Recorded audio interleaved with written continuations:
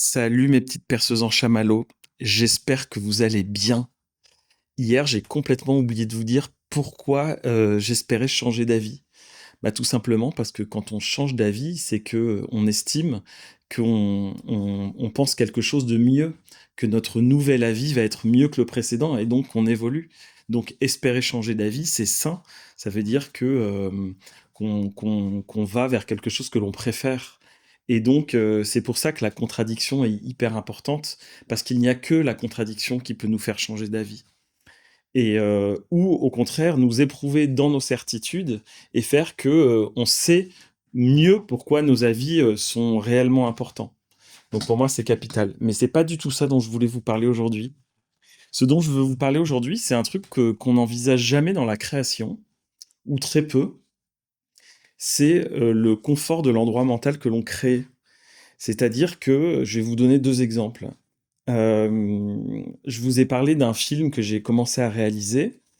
Et puis, j'ai aussi un livre que j'écris depuis très longtemps.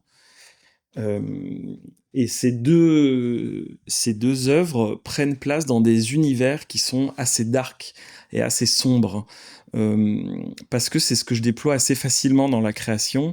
Et je suis très attiré par des univers sombres, parce qu'ils sont pour moi des univers intérieurs et ils vont interroger notre noirceur dans l'espoir d'y apporter de la lumière. Et j'aime bien partir d'endroits très sombres et très glauques et venir mettre de la lumière là-dedans, avec l'idée que plus on va plonger dans les abysses et plus on se rapproche de la source de lumière.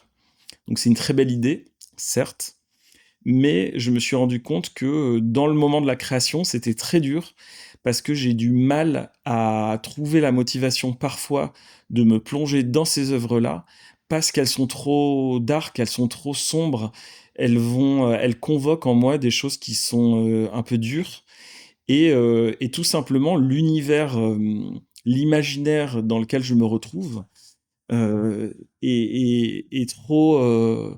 C'est des endroits qui sont froids, pas du tout chaleureux, pas du tout accueillants, pas du tout.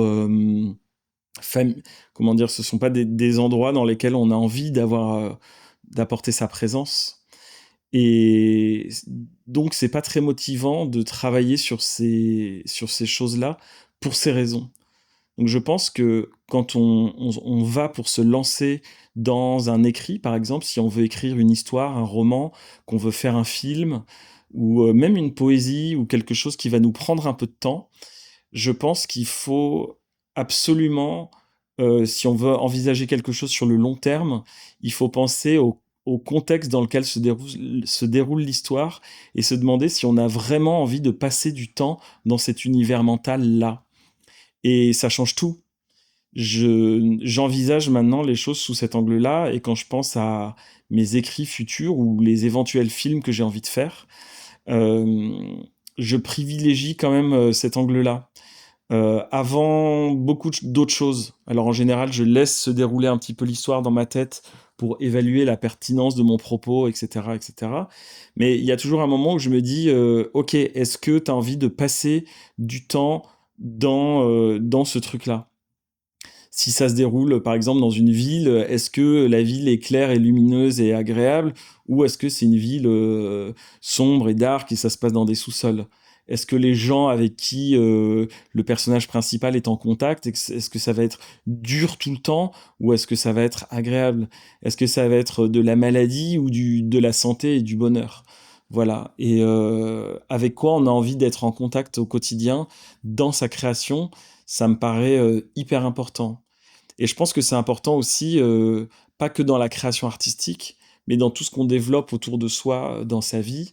Est-ce qu'on a envie d'être dans un univers noir? Est-ce qu'on a envie plutôt de lumière et de beauté, de chaleur, de confort?